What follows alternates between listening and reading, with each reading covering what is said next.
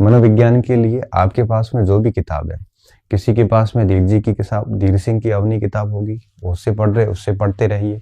किसी के पास सिखवाल की किताब है तो सिखवाल से पढ़ते रहिए। किसी के पास में वंदना जादौन की है तो वो पढ़ते रहिए। किसी के पास किसी गुरु जी का कोर्स पढ़ा हुआ है तो वो उसके नोट्स ही पढ़ते रहिए। किसी भी सेंटर का, सक्सेस पॉइंट का पढ़ा है तो सक्सेस का, किसी और कोचिंग का पढ़ा है तो उस गुरु जी का कोर्स पढ़ते रहिए, साथ में अभ्यास करते रहिए।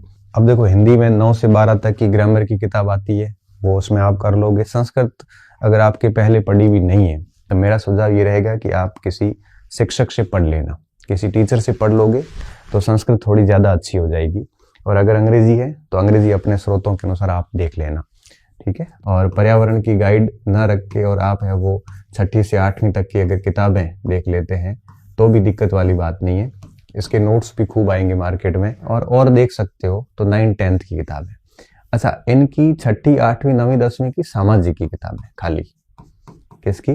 सामाजिक और पर्यावरण की किताबें देखनी है, विज्ञान वगैरह नहीं देखना है, क्योंकि विज्ञान बहुत अधिक हो जाता है और उतना आपको पढ़ने की जरूरत नहीं है। 5 से प्रश्न सामान्य विज्ञान से आते हैं, उसके लिए कोई गाइड लेके भी आप देख सकते हैं।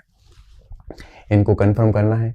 हिंदी के लिए आपको 6ठी से 12वीं तक की, 9वीं से 12वीं तक की जो व्याकरण भाष्य किताब आती है, 9th से 12th तक की कोई भी, वो देख सकते हो। और संस्कृत आपको किसी शिक्षक से पढ़ लेनी चाहिए, मनोविज्ञान का मैंने बता दिया।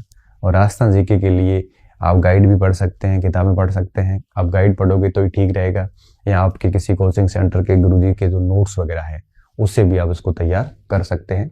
बड़े आराम से चीज़ें हो जाती, इतना मुश्किल है नहीं ये, नेगेटिव मार्किंग रहती नहीं है। और बड़ी ध्यानपूर्वक करते हैं ना सवाल, तब भी इसमें आराम से 110-15 नंबर रीट में आ जाते हैं।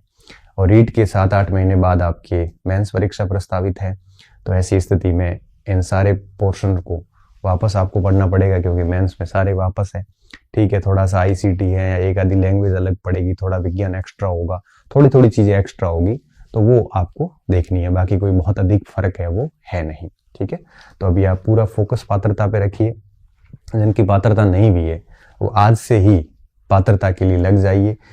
और अब मुझे ये बताने की आवश्यकता नहीं रहनी चाहिए कि आपको किताब कौन सी पढ़नी है, क्योंकि 2 महीने में नई किताबें लाके और उसमें उलझने में कोई फायदा नहीं। आपके पास जो भी पुस्तक है उस पर भरोसा कीजिए, क्योंकि सारी पुस्तकें समान मानी जाती है, कंटेंट लगभग सब में समान आते हैं।